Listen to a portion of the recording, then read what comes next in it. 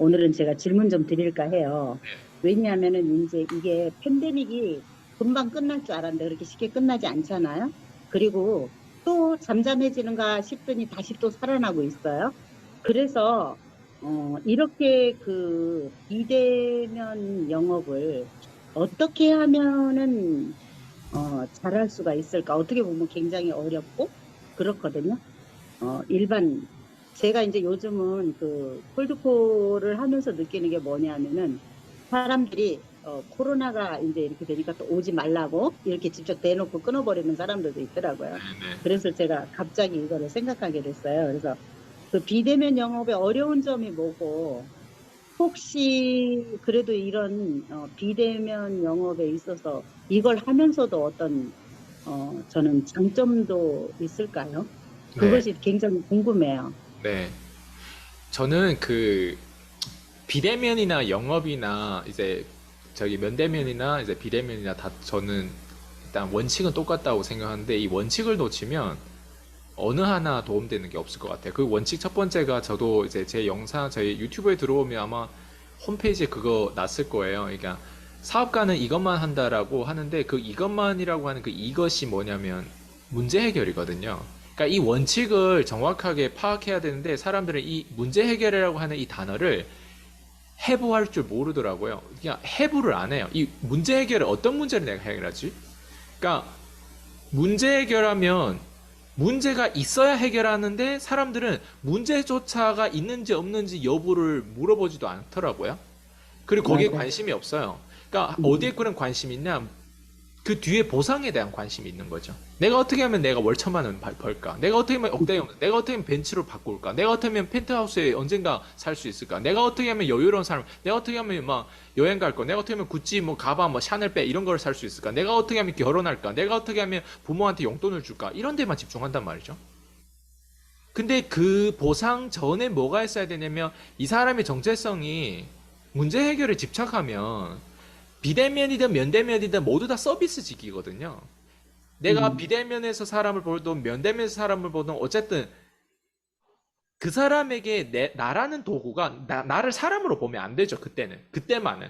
내가 고객들을 음, 만났을 때는 고객에게는 내가 도구가 돼야 되는 거예요. 고객이 나를 고용하고 고객이 나를 고용했을 때 뭔가 문제 해결을 하려고 하는데 그 문제 해결이 예를 들면 뭐 비용을 절감해 준다거나 시간을 절감해 줘. 내가 예를 들면 편집하는 시간이 1시간이 필요한데 그 사람을 씀으로 인해서 내가 편집 시간이 15분 된다. 예, 아니면 전혀 시간이 안 든다. 뭐 그럴 수도 있잖아요. 문제 해결하기 위해서 우리가 앱을 쓰잖아요. 앱. 앱을 그렇지. 앱을 안 쓰면 되게 시간이 오래 걸려요. 핸드폰에서 요즘 다 되잖아요. 스마트폰에서. 예. 그러니까 이런 앱이 나온 것도 문제 해결 때문에 앱이 나온단 말이죠. 그랬을 때 저는 음, 비대면하고 면대면 이 영업에 대한 부분들의 원칙을 일단 첫 번째로 파악하고 난 다음에 지금 답이 될 것 같아요. 제가 지금 음, 앞에서 서두를 굉장히 길게 뽑았는데 만약 이게 안 된 사람들은 제가 지금 얘기하는 걸 들으면 방법론만 붙잡게 되거든요. 방법론만 붙잡아가지고 성공 못해요.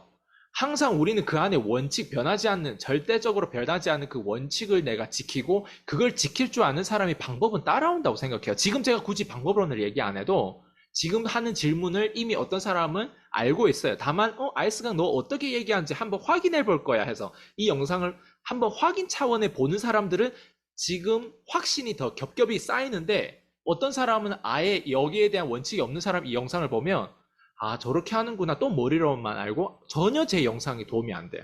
그래서 앞에 것 원칙을 제대로 지키는 사람 안에서 제가 지금 얘기하는 게 아마 중요한 것 같아요. 저는 일단 장단점은 이렇게 생각해요. 비대면은 일단 얼굴을 안 볼 수도 있고 아니면 이렇게 온라인으로 볼 수도 있잖아요. 제가 만약 피디님이 인터뷰를 직접 뭐 보령에 거기 가서 내가 인터뷰를 한다면 어떨 것 같아요? 시간이 굉장히 많이 걸려요.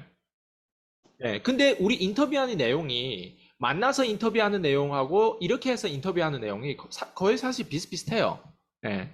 근데 우리가 만나서 하면 또 만나는 우리 같이 카메라에 담는 어떤 그런 또 그런 역할도 있지만 그러니까 어쨌든 지금 상황에서 우선순위는 이런 영상들을 많은 사람들에게 이게 영향을 주고 그 사람의 문제 해결을 하기 위해서 우리가 이 유튜브를 찍는 거잖아요. 그랬을 때는 비대면이 빠르다는 거예요. 그만큼 시간 절약을 된다는 거예요. 에너지 절약 된다는 거예요. 그러니까 비대면의 장점은 이거예요. 근데 단점이 또 있죠. 단점이라는 건 뭐냐면 쉽게 취소되는 거예요. 예. 그리고 비대면이라고 하는 거는 내가 지금 바지도 안 입고 뭐 패티바람에 그러니까 그만큼 마음가짐이 가벼울 수도 있다는 거예요. 예. 저는 때로 우리가 줌을 하는 가운데 어떤 사람들은 아예 그 화면을 끄고 들어오신 분도 있잖아요. 예를 들면.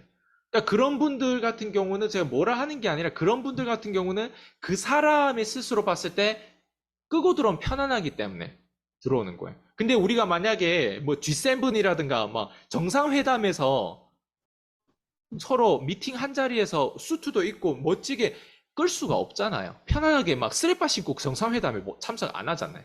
그만큼 내 그렇죠. 인생에 한 시간 보내더라도 최고의 한 시간을 보내는 그 기준치가 낮아지는 게 비대면이라는 거예요.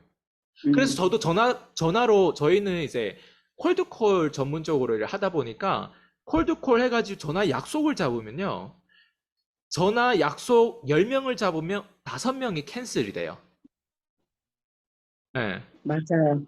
그 50% 맞아요. 캔슬이에요. 근데 제가 만약에 네. 전화로 약속해가지고 가겠다, 면대면으로 보겠다는 약속을 하면 50%까지 아니고 한 10%, 20% 캔슬이 되거든요. 근데 전화를 직접 전화로 약속 받아가지고 내가 브리핑 하겠다는데 그 시간에 전화하잖아요? 또 그 시간에 안 된다고 얘기하거나 아예 전화도 안 받아요. 그게 비대면의 단점이죠. 그럼 내가 전화 아무리 올려도 그 사람 전화 안 받으면 어쩔 수 없는 거예요. 그래서 영상 그렇죠. 같은 걸 만들어가지고 후속 조치 차원에서 보내겠지만, 근데 우리는 또 콜드콜 무한대 인맥이다 보니까, 저는 게을러가지고 후속 조치를 별로 잘 안 해요.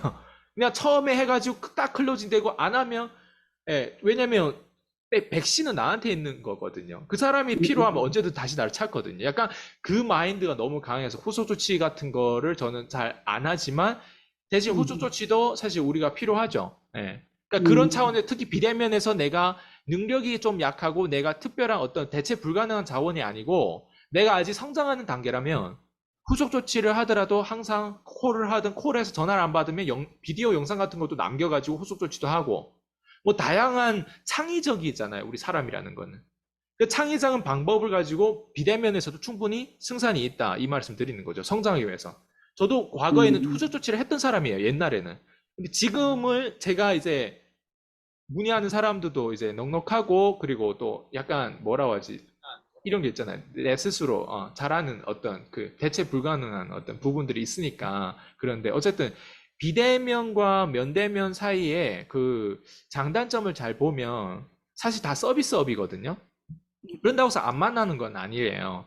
저도 비대면을 하다가 면대면으로 오프라인 세미나 할 수도 있어요. 그럼 오프라인 세미나에서는 또 거기에 대한 서비스의 어떤 질이 있다는 거예요. 근데 지금은 충분히 비대면만 가지고도 사람들이 변하니까 사람들이 이제 뭐 저를 찾아왔던 사람들이 인생이 변하니까 그래서 뭐 굳이 면대면을 안 하고 있다. 약간 그런 차원에서 저는 보고 있어요. 예. 음. 아니, 그러면 대표님은 그 지금 말씀하신 중에, 후속을 전혀 안 하고, 그렇게 얘기를 하셨는데, 그럼 예를 들어서 콜드콜로 찾아가서, 어, 그냥 해서 클로징까지 해가지고 안 되면은 그냥, 버려요. 버려요. 그렇군요. 네. 음, 바이바이. 왜냐면 저는 그럼 처음에 저랑 소통해서 온 사람한테는 최대한 모두 다 주려고 노력을 해요. 근데 강의 한 번, 상담 한 번만에 그 사람 변하지 않는다는 건 저도 알고 있지만 이 사람이 음, 용기 내서 저한테 문의가 왔기 때문에 모든 걸 다 주려고 하거든요. 아, 네. 그리고 그게 안 되면 제 음, 유튜브라는 게 또 있잖아요. 네네. 저는 이 사람의 관심 받게 이제 그렇게 하겠지만 물론 다시 또 전화할 때 있어요. 다시 전화할 때는 이제 제가 콜드콜로 브리핑 하다가 뭔가 아쉬운 음, 부분들이 있거나 이렇게 하면 다시 전화하겠지만 그런 경우는 거의 없고, 그리고 다시 전화하더라도 제가 코칭하는 입장이다 보니까 이제 다시 전화를 해서 상대방 입장에서 약간 우리 파장이 서로 안 맞으면 약간, 약간 이런 느낌이죠. 이제, 아, 결국에 돈이 아쉬워서 니 다시 전화 왔구나. 약간 이런 느낌이 있거든요. 없지 않아? 그러니까 저는 그렇게, 예전에 아마추어였을 때는 그럼에도 불구하고 저는 계속 다시 전화해요. 예. 근데 음, 지금 같은 경우는 다시 전화하는 사람보다 내 새로운 인맥, 새로운 인연한테 좀 더 집중을 하는 거죠. 예. 기존의 인연은 그 사람이 어차피 내 브리핑, 내 목소리 듣고 내 내용들을 들었다면 어차피 유튜브에서 저하고 상관없이 저를 관찰한단 말이죠.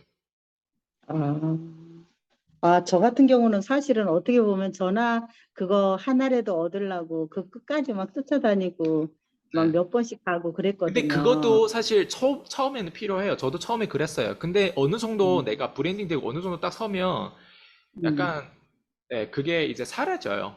어느 순간.